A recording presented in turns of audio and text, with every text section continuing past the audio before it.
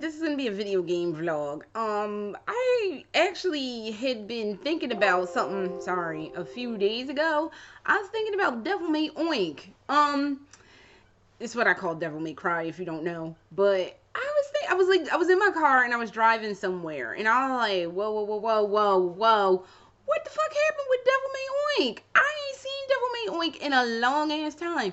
So I looked yesterday. I was like just thumbing through Twitter like you do, and they were like, the new Devil May Oink is blah blah blah. Whoop, hold up.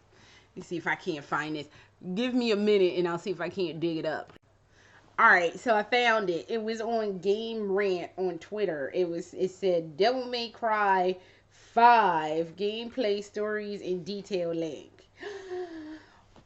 Alright, so me and my brother are kind of like in a disagreement with this. My brother can't stand Devil May Oink games. I liked Devil May Oink. I thought it was a fun game. The only thing about the first Devil May Oink was there was when they could still cheat and play video games and stuff. So I finished it by myself without a cheating thing. And then I was like, I got some cheat codes for it and I went ahead and played Dante Must Die mode. I think that was what it was called originally. And it was like the super butt ass hard mode that was just fucking ridiculous. I remember sitting there playing that, fighting the last boss Mundus for 20 minutes. I got a D ranking on that too, because I remember just being in a trance, in a daze, like, oh my god, this fight is going on forever. Oh my god, and I was just like, it was ridiculous how in a trance I was. And it wasn't a good trance. It was just one of those things. You're just playing something mindlessly. Like, wow. Actually, my TV wasn't on the wall then. I was like, just playing, not thinking, just fighting Mundus for 20 damn minutes. So, apparently, Devil May Oink is coming back. We missed you, Devil May Oink. Now, the last Devil May Oink. This is when I was still doing my podcast. When I was doing Deranged Fangirl Live, my podcast. And that was going over. That last Devil May Oink was going over like a lead balloon. Because that was when they had they outsourced it to, I can't remember the company they outsourced Devil May Oink to. It's like on the tip of my tongue and I can't get it out. So they had outsourced it to a North American company. They talk about a remix. They remixed that point to the point where no one knew what the fuck was happening. And it was a hot damn mess. And I think it was okay by the critics. I don't exactly remember 100%. But the fans fucking slammed the shit out of it even before it came out. They're like, why does Dante look all crazy? Why he don't even look like himself. He look like some emo reject and la-di-da. I remember them kids were so mad. They were trying to get a petition together to like get the game coming out, and I was just on the floor because I was like, one, we kind of always knew that Devil May Oink would take this turn for the horrifying because Capcom can't ever figure out their problems and they always fuck up in some form or fashion. So they just handed this particular fuck up to another company, but it was still a fuck up all the same. So there was that going on. Two, like, Devil May Cry is such a little niche series that I don't even know, like, where it could possibly go. You can do a whole lot with Devil May Cry because you're like a demon hunter and you're fighting demons and blah, blah, blah. But at the same token, the premise of it is kind of light. It's not like a serious balls to the wall, like, if you don't, like, the plot is all in depth. You're half demon because your father, what was your father's name? I'm thinking Skelton, but that's not the name. Sparta, that's what his name is. Or Sparta, I think it's Sparta. His father, Sparta, fell in love with who was a demon. I think he was a demon king, but I don't remember. But his father was some kind of high-ranking demon person. Came to Earth, fell in love with Dante's mother, and she had twin boys, Dante and Virgil. So, and Dante and Virgil can't stand each other. Devil May Oink 1 mostly focused on, like, Dante getting revenge for his mother's death, because I think Mundus was the one who had killed his mother. And they don't really get into what happened with Virgil. You don't get into that until Devil May Oink 3. Devil May Oink 2 is kind of a hot mess because I don't even remember what the plot was. I remember that game being, for its time, for its day, being a very gorgeous game. But I do remember a quote that I said about it. I was like, Devil May Cry 2 is a gorgeous game. It's too bad all the graphics is just wasted on that game. So I remember not being too over enthusiastic about Devil May Cry 2. It was like if I had to guess, it was just So I played it and I finished it and played it without cheating. I just did not like it. It was just okay. Like it was just one of those games. Like it was good. I ain't have no beef with it, but it wasn't as good as I thought as the first game. Then we got the Devil May Oink 3. Devil May Oink 3 is one of my favorite games. I love Devil May Oink 3. Him fighting, I forget the dude that ultimately was the main bad guy in it. It was the Jester, but it wasn't Jester. It was the, I forget her father. The girl who was in it, her dad he was like this evil priest. And I want to call him Mundus, but he wasn't Mundus. But the evil priest was also trying to play both ends against the middle and came in as Jester, and that's how Dante meets him as the Jester. But he was the one who ultimately betrays everybody so he could become the ultimate demon and rule the world. So, but that one was really good. And then at the very end, you fight Virgil, and that fight, it was so good, I got the soundtrack to it, because that's what I was listening to, which made me remember, damn, what the fuck happened to Devil May Oink? So, you had Mundus, you had Virgil, the fight with Virgil. I played Devil May Oink 4. I played Devil May Oink 4 last year on Election Day, just so I didn't have to deal with life. So, what? Okay, well, sorry, my email just popped out. I didn't mean to look at it, but it was something my husband sent me. But, I own Devil May Oink 4. I played it last year for the very first time, I think, on Election Day. It actually, because I played a little bit of it when I first got it, and I was like, this is kind of slow and kind of boring. There was the one with the Dante clone or something, and I never could get into it, and I don't even remember where I stopped when I played it last year. But I had gotten further than I had ever gotten, because I think before I couldn't even take getting off the first chapter before I got bored and wanted to leave. So I played I don't think I will ever finish the 4th installment, because it's just not exciting for me. And then I got the demo to DMC, their reboot, or I like to say remix, because it was a bad remix. I don't know what the fuck was happening there. I got the demo and was real disgusted with it. So I got it. I played it for like a good hour before I was like, or not even an hour. I think for like a good 20-30 minutes. Because the demo was kind of long, but I was trying to like squeeze every drop of juice out of it, and it was not that much juice to be squoozing out of it. It was a nightmare. I hated that game, and I was trying to give it some play. I'm like, well, fuck them kids. Maybe they don't know what they're talking about. Them kids was right. I take it back, kids. I love y'all, because you actually knew what you were talking about, and I don't know what the fuck was up with that game, but it was disastrous at best. So now they're swinging back around, finally, with more Devil May Oink porky deliciousness. Oh, and the reason I call it Devil May Oink is in the very first game, in the booklet, I know I have that still. I never sell my games. So, somewhere up there in the sea of games is my, Devil May Cry 1. So, in Devil May Cry 1, in the booklet, hang on, let me see if I can't find this and read it to you. I forgot Devil May Oink 1 was a PS2 game. Ho ho ho. But this is my copy of Devil May Cry, the original. So, way back in the day, children, before you could download games and put them on, there's a story from an old lady. Back in my day, This is how games used to come. With a little disc that shit, I have games back at my parents' house in Philly. I have cartridges for. So, but let the old lady tell her story. So back in the day, our games used to go on these little discs, and you put the disc in the machine, and that's how we played video games back in the day. It also came with a fucking book. Video games don't come with books no more. I don't know why that stopped being a thing. I used to love these books. But in this book, yeah, informant Enzo Ferno's Enzo? Wasn't that the dude that was in,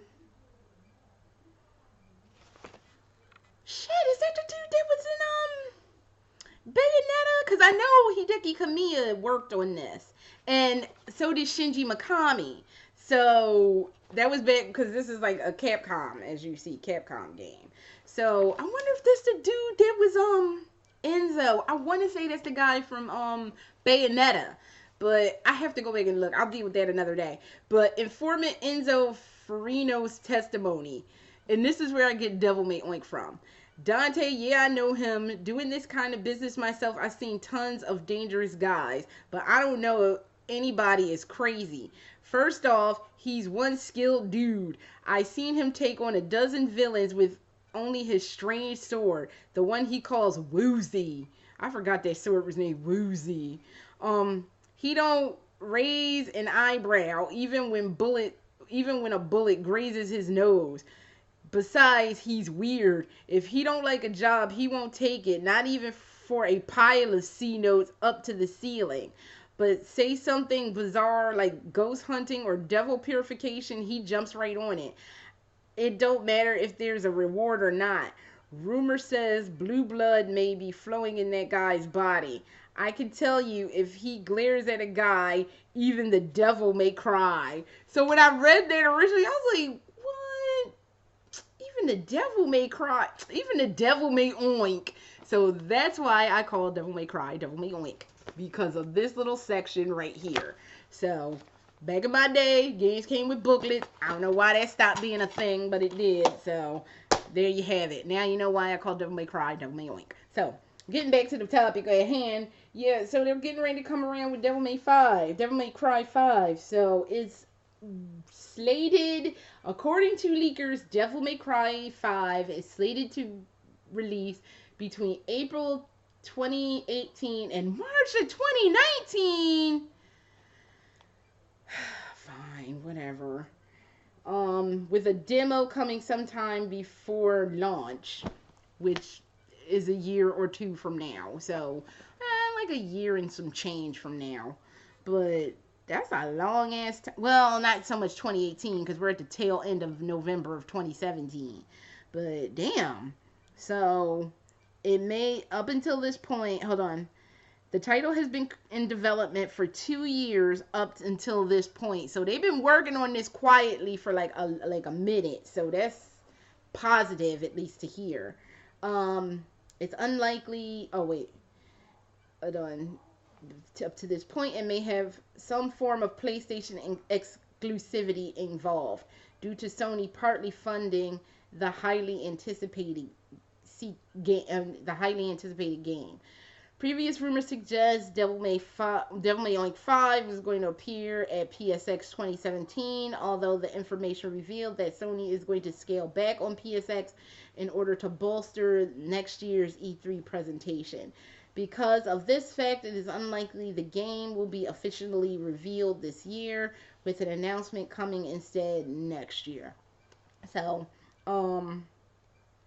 story-wise, Devil May Oink 5 will pick up after the events of the fourth game. Not the fourth game now! And with multiple characters being playable. Dante is more serious in this new installment. He has been more serious in this installment than he has been in the past, although the popular protagonist still plays with his enemies and has his usual over-the-top, quote from them, flair.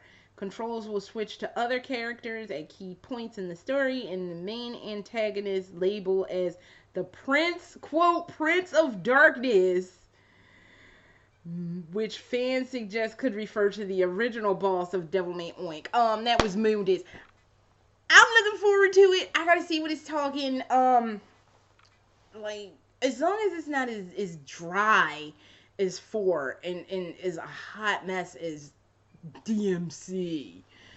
Like, oh my god, please cut me a fucking break. DMC, these nuts in your mouth. That's what that one should have been called. So, I don't even know.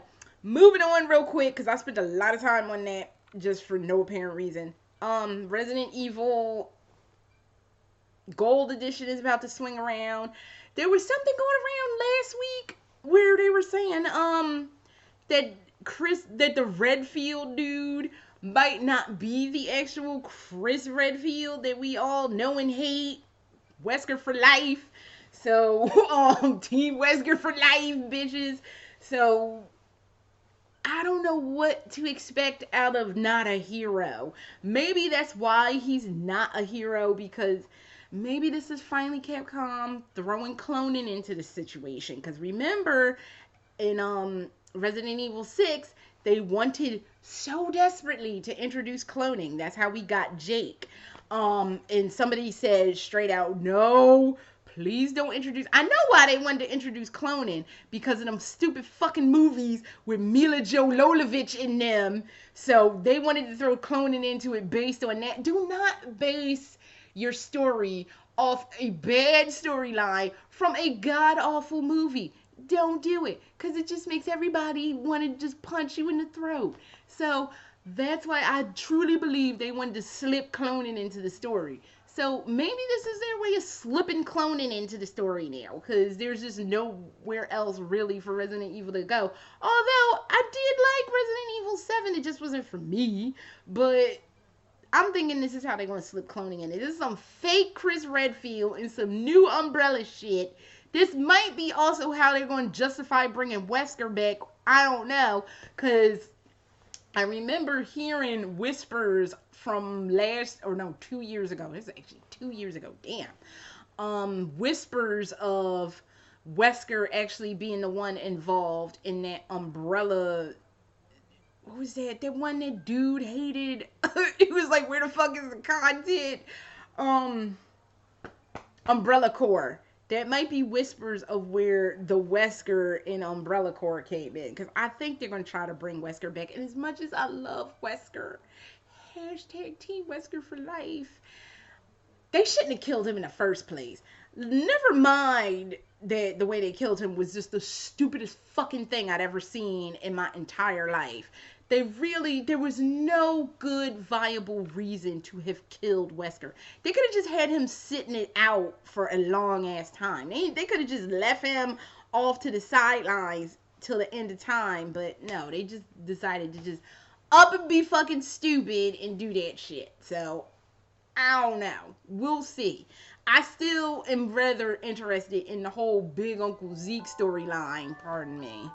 Sorry about that. But yeah, I'm still interested in where the Big Uncle Zeke storyline is going. They've not elaborated on that at all. They've given us fake Chris. They've given us more Lucas stories. Although Lucas does freak me out. Lucas is kind of trippy. I told you I will never watch 21 again as long as I live. That was horrifying. That was absolutely horrific. So I'm not interested in any of those. But I'm saying I want to see Big Uncle Zeke.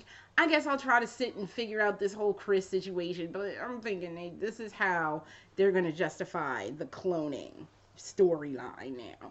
They're just going to slide it in under the radar and think somebody not paying attention. And no. So, I don't even know. Moving on. Little Nightmares has a new DLC going around. I watched it. Did I watch all of it? Have I watched it at all? I don't know.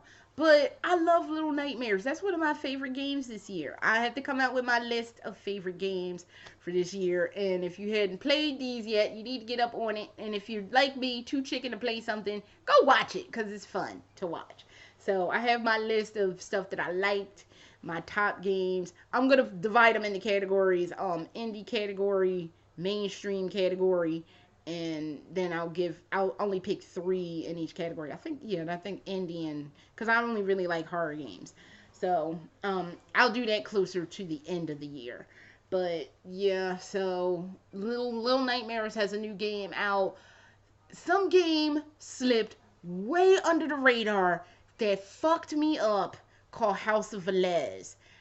It's like, it's a pixelated horror game, and it freaked me out. And I had low expectations of that game when I saw it. I was like, this is gonna be some bullshit.